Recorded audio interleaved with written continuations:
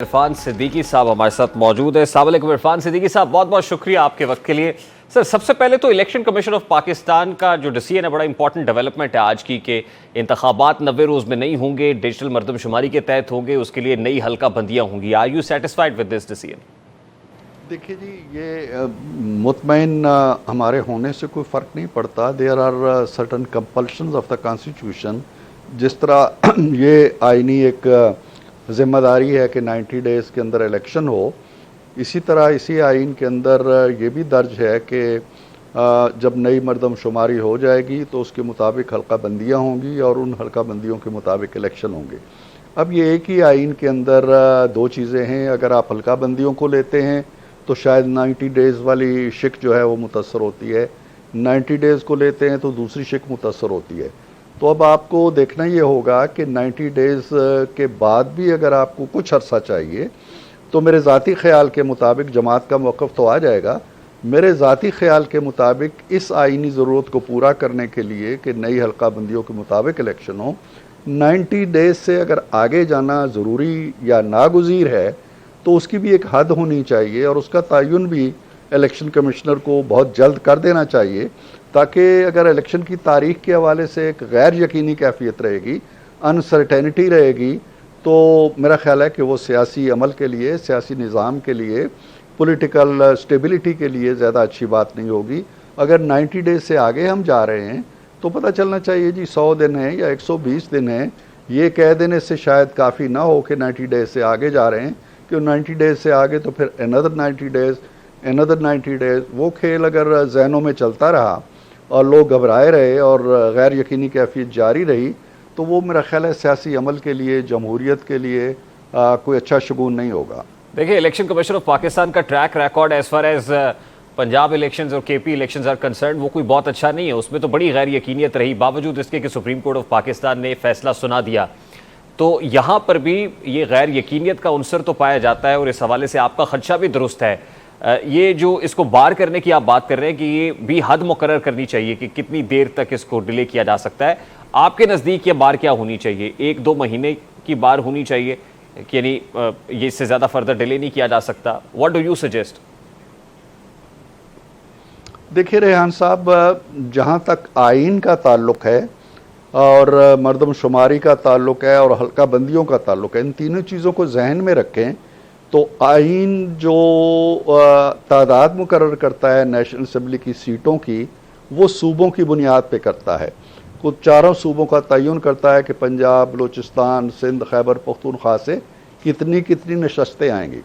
कहा यह जा रहा है कि नई मरदमशुमारी के अंदर ये डिस्टर्ब नहीं हो रही, जितनी सूबों की एलोकेशन है आइन के मुताबिक ये वही की वही रहेगी। लिहाजा ना तो आइनी तरमीम की तरफ जाना है क्योंकि वो मुमकिन भी नहीं है। अब जो हल्का बंदियाँ होनी है वो विद इन द प्रोविंस होनी है, यानी अगर गुजरांवाला की एक सीट बढ़ रही है और रावलपिंडी की एक सीट कम हो रही है तो उसको एडजस्ट करना है। इसी तरह सिंध के अंदर कोई कराची की सीट बढ़ रही है और जामशोरों की कम हो रही है तो उसको देखना है। मेरे कहने का मतलब ये है कि ये जुज़वी किस्म की हल्का बंदियाँ हैं, ये कोई सूबों के अंदर, चारों सूबों के अंदर कोई बड़ी एक्सरसाइज नहीं है। मैं नहीं समझता हूँ कि अगर ये 90 डेज़ के अंदर नहीं हो सकती तो चलें 100 दिन के अंदर हो जानी चाहिए, लेकिन इन जुज़वी हल्का बंदियों को इतना नहीं फैला देना चाहिए कि इंतखाबात गैर मुय्यना मुद्दत के लिए लेट हो जाएं। और गैर मुय्यना मुद्दत के लिए लेट होने से एक तो ये निगरान सेटअप जो है ये अपनी मुद्दत को इसे आगे ले जाना पड़ेगा, फिर आगे आपकी सेनेट मार्च में आधी ख़त्म हो जाएगी, अगर कौमी असम्बली मौजूद नहीं है सेनेट आधी हो जाती है, चारों सूबों की असम्बलियाँ मौजूद नहीं हैं, तो वो जो निज़ाम होगा वो बड़ा गैर मुस्तहकम और सियासी लिहाज से बड़ा इंतशार का सामान पैदा करेगा।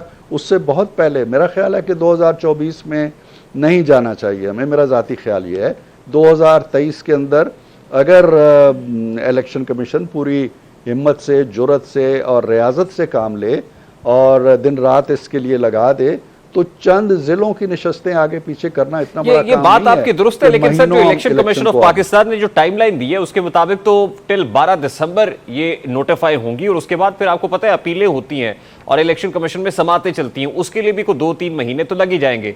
तो नेचुरली ये फरवरी तक मामला जाता हुआ नजर आ ही रहा है कि फरवरी से पहले पहले तो अब प्रैक्टिकली पॉसिबल नहीं हो पाएगा। लेकिन आप ये समझते हैं कि 2023 से मजीद फर्दर डिले नहीं इसको करना चाहिए, तो इसका रास्ता भी तो इरफान सिद्दीकी साहब आपकी इत्तेहादी हुकूमत जाते जाते दे गई ना। और फिर दूसरा, जिस तरह की जुजवी हल्का बंदियां हो रही हैं, आपको नहीं लगता ये मश्के ला हासिल ही है, इसका कोई बहुत फायदा नहीं होगा? वो जो रिजर्वेशंस हैं मुख्तलिफ जमातों के वो तो बरकरार ही रहेंगे। नहीं, वो देखें, एक चीज़ होती है रिजर्वेशंस का बरकरार रहना या सियासी जमातों का पूरी तरह मुतमईन होना या ना होना, ये एक अलग इशू है। इलेक्शन कमीशन का काम ये है कि वो जो सूबों के अंदर मुख्तलिफ अजला की, मुख्तलिफ इलाकों की नई आबादी आई है, उस आबादी के हिसाब से उनको सीटें एलोकेट की जाएँ, ये इलेक्शन कमीशन का काम है। अब अगर गुजरात की एक सीट कम होती है तो कोई फरीक नाराज़ होता है तो वो होता रहे, वो उसने अपना आईनी काम करना है, सबको मुतमईन करना उसका काम नहीं है।